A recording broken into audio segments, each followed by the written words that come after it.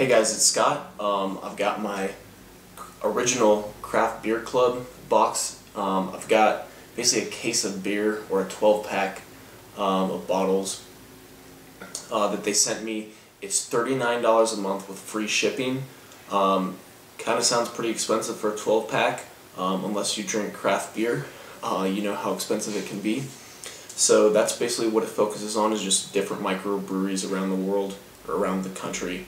You can get some around the world. They've got international, domestic clubs, but I've got 2 from Diamond Bear Brewing Company, and then I've got 2 from Arcadia Ales. I'm going to get rid of this massive box. I just want to show you guys like how massive this box is. Just basically what would fit a 12-pack of bottles if you were shipping it. Each month they'll send you those in those boxes. Just this first month they send you a couple gifts. I signed up for the revolving plan, but if you sign up for like a year or multiple months, they're different. Up to a year, they do different gifts. This is basically all the gifts that they'll send. So you've got just a standard bottle opener, which is actually pretty nice. Bottle opener, pretty hefty as well. And they have 4 different kind of like single serving packages of nuts. I'm not going to really explain what they are, just think of them different types of beer nuts with a single serving package. I also got these glasses as well. I can't forget them. I'll be drinking out of them today. So these are really like tasting glasses, which I actually really like. I've got a draft beer system with all my homebrew on it, and these will be nice to give somebody a small taste of my beer without them wasting it and dirtying another glass. Alright, so I'm going to start from right to left, and like I said, I have them separated. So this is the blonde here. I already poured it out just to save myself some time, but it didn't have a very strong head. It smells like a blonde with very minimal hops, and got a malty smell.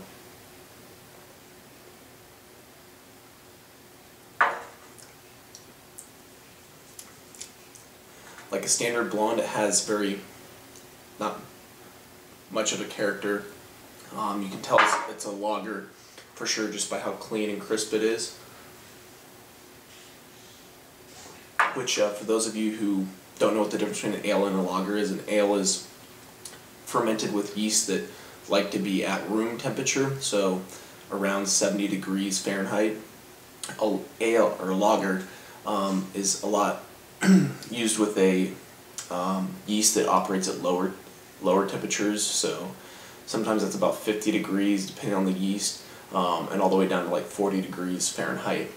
What happens though is those yeast they usually clean up the beer a lot more, and you end up with like almost a see-through type beer.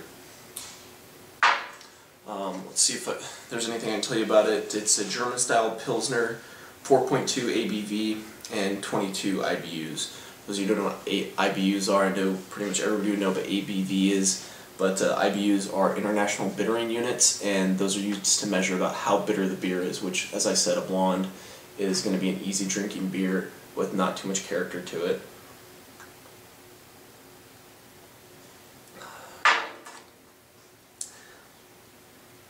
It says aromas of spicy hops. I got a little bit of that in the pale malt. I'm going to pick up the lemon and light citrus smells, but the flavors are going to be sweet grain, which is standard for blondes. Caramel, I didn't pick that up.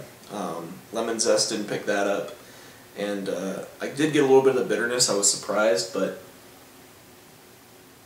I mean, it's like a beer bitterness. It's not like a hoppy bitterness to it. Alright, so next is the Paradise Porter. I love porters and stouts.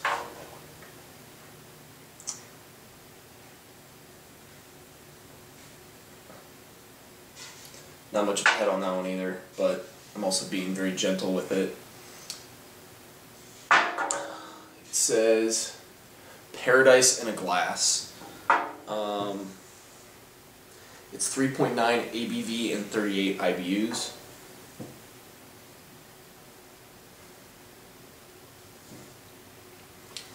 really not picking up much through the nose.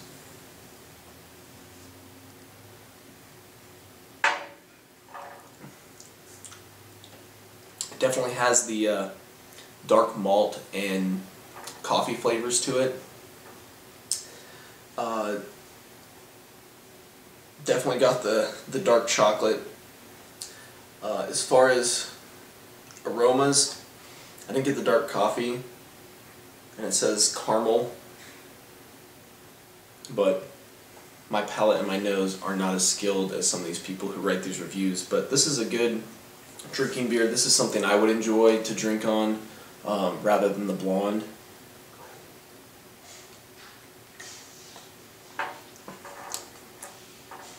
It's just very average. It's a lot better than some of like the Samuel Adams porters that I've had from them, which I would argue is not a microbrewery. It is a small American brewery, but definitely brews in large commercial capacity, which I'm assuming that Arcadia, which I don't know, or Diamond Bear, sorry, I don't know too much about the brewing process, but I'd assume they brew a lot less capacity than Samuel Adams does. But overall, I'd argue that the porter is the highlight of these two. Not a fan of blondes. I'm a fan of the darker beers, but that's probably what I would have assumed before I opened these two up anyways. These are very close to the style. They don't branch off a little too much from what they are. I would argue these are more like competition style beers, where they try to brew the best like German style lager and the best porter to character as they can, because I don't, again, notice any real variations from the style between either, of those two. Also, just so you know, Diamond Bear Brewing Company, they are from Arkansas, and doesn't really say too many other large facts on here about them, but anyways, this little newsletter, they give one for each brewery. It's kind of cool because it starts off talking about the brewery here, and then it's got each of the beers in the profile. On the back it actually has a recipe. I don't know if they recommend that with the beer, I'm assuming so. Kind of cool if you want to do something new or try something new with your package. But in the bottom they've got also trivia time, which for me was kind of cool without reading this, because it talks about like the actual beer making process, like what is the process of mashing, what is lautering, and can hops be added different times during the brewing process. I know that because I brew beer, but kind of cool that they talk about the brewing process in here for those people who are interested and don't do it themselves. So next is Arcadia Ales. They are one of Michigan's most recognized craft breweries. They focus on small batch, handcrafted British style ales made in an authentic imported brewing system. So that's actually one big thing about this place. They focus a lot on making English style ales in the US. They use US type hops and malt and barley for their brews, but all of their equipment is actually from England, so they can try and brew British style ales. So I'm kind of interested to see how these go. My understanding is that British brewing processes are a little bit different, just again because of the main equipment that they use, but the fact that they're using US type products may change or alter that, as well as US water, which water is a big portion of beer and flavor. So the first one that I'm going to try is Whitsun Ale. It says it's a pale wheat ale. One thing that's really interesting about this, it's 6.8 ABV. I mean, I've never seen like a Hefeweizen or a wheat ale or anything like that with that much alcohol content in it. So it's very interesting. I'm gonna see how this tastes.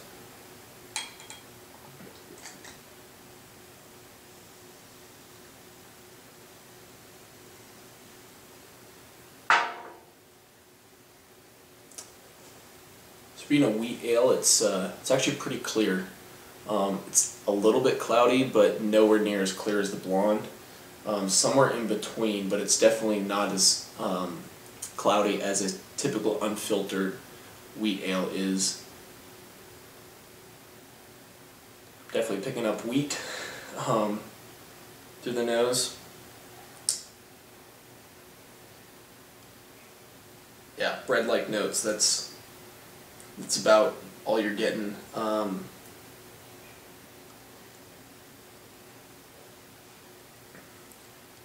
Wow, that is really good.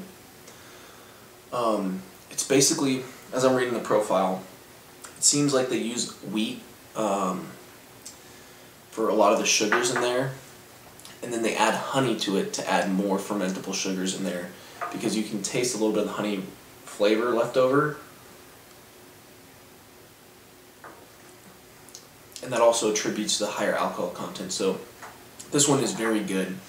It definitely breaks away from the mold of what a pale ale or a wheat ale is.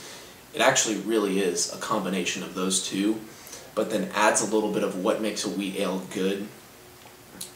And yeah, I think they did really well with that one. Surprisingly, I can't even believe that I'm going to say this, but it's 17 IBUs. I think it's a little bit bitter than that, because to me it tastes a little bit like a pale ale. But I don't know if that bittering is from something else that they put in the brewing process. It says that they've got a small amounts of 3 hop varieties.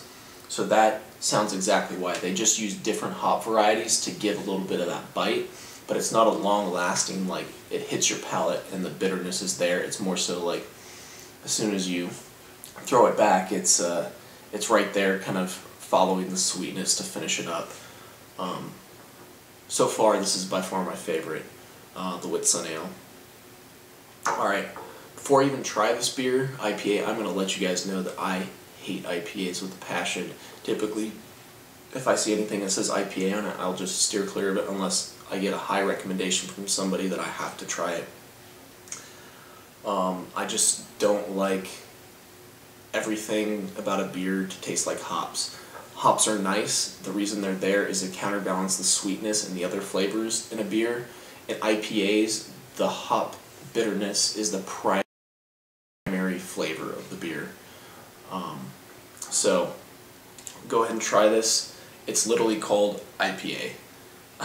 So it's an India Pale Ale. It's got 5.9% ABV and 41 IBUs, which the porter is 3 points less than that, but in porters you don't really notice the difference because they have other flavors going on rather than just focusing on the flavor of the hops.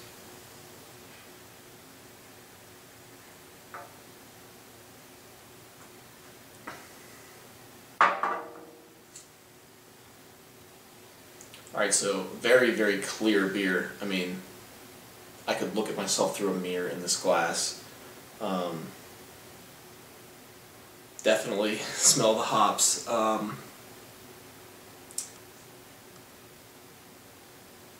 Yeah, the aroma smells like fresh hops. Not as pungent, but it's definitely there.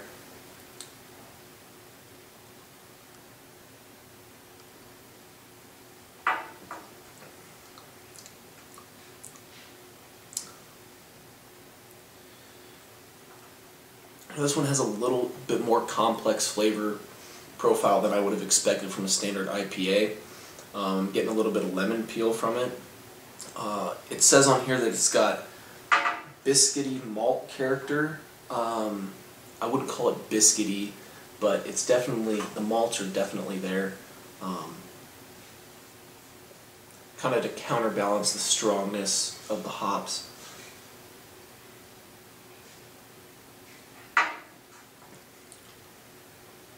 This is not bad. While I wouldn't choose to drink this, I could go through a bottle of this in rotation with something else. Probably wouldn't pick this as my first beer to start drinking, but it adds definitely a nice change to the standard IPA, even though it's called IPA. I feel like they took the standard IPA and they kind of counterbalanced a lot of the thought behind an IPA, that like the hoppiness is there, the bitterness is there, but it has all that underlying stuff that people like about beer, complex flavor profile, and it's all there. So I'm going to kind of wrap it up here. I'm not going to say that this box is worth it. as far as value compared to what you could go out and buy in the store. But honestly, I've never heard any of these breweries before. I'm kind of excited to hear from them, and a little bit about the brewing process and stuff that they have, and learn kind of about the brewery behind the beer without actually having to go to the brewery.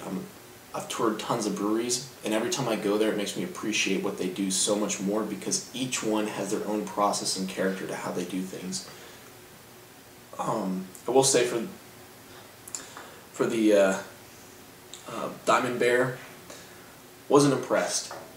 These, again, like I mentioned, these are probably competition style brews to fit the flavor profile and do it how they do it. If you like to not stray from that, and you want to, when you see porter, you want to try something that is a porter, and what it says on the label, you know what you're getting. Maybe a little bit more high quality than what you might find with the mass-produced commercial beers. These are pretty good examples of the style, especially if you're trying to learn what a style is, because you can read it on paper all day long, but until you've actually experienced the style and know what a lot of those characteristics are of each style of beer,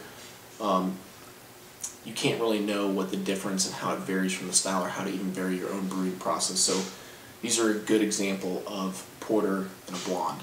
I mean, almost straight, true on paper to what they are. The Arcadia Ales, I like them because they are the brewery's interpretation, an improvement upon a style. So the pale wheat ale,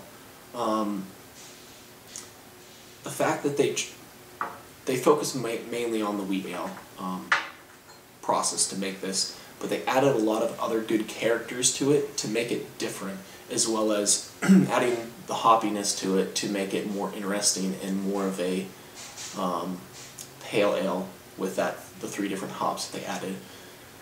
Honestly, this is probably my favorite beer of the bunch, just because of how different it is. If I was to pop that open, I would expect a standard wheat beer, nothing too different than what I'm used to trying. But on the other hand, it really impressed me. 6% alcohol doesn't really hurt either. And then the IPA that they had, the fact that it impressed me with this just being a standard IPA, didn't even try to act like it was different than a regular IPA. But when I drank it, it definitely was. That was a added bonus. So overall, Arcadia, I will probably look into a lot of their beers and see what else they offer, and try to pick some up if I can at different places that I might go. Probably going to steer clear of Diamond Bear unless I really want to try, I'd like to see what their stout is. If I could get it on tap in a nitro environment, I really would like to see what the true stout is, because a lot of times when you try a stout, it's variation upon the style. It's very hard to find just a true basic stout. But with the exception of that, probably not going to look into any of their beers unless I want to let people experience what a style is like. So overall, I am very happy I got the box. The whole purpose of me getting the box was to try new beer and new breweries and new processes. I got these cool little gifts. I will probably use every single thing in this box they gave me as a gift. The bottle opener will probably sit around for a while because I've got so many bottle openers, but this is a cool, easy thing for me to bring somewhere and get a good use out of it.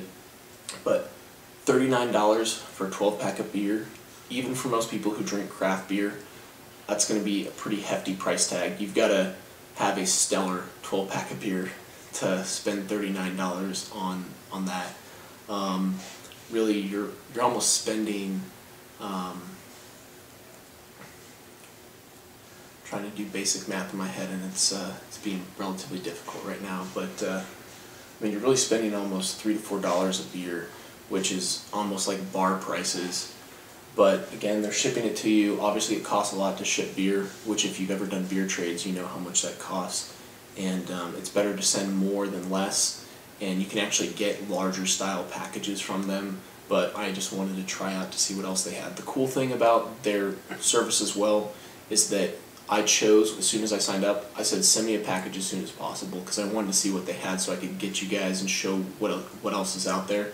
I should be getting another box for the month of July, but this is their June box, which I'm glad that I signed up for it like late, probably like a week or two late in the month, and then eventually got it. So overall, I'm happy. I would argue this box gets close to being worth it if you remove all the other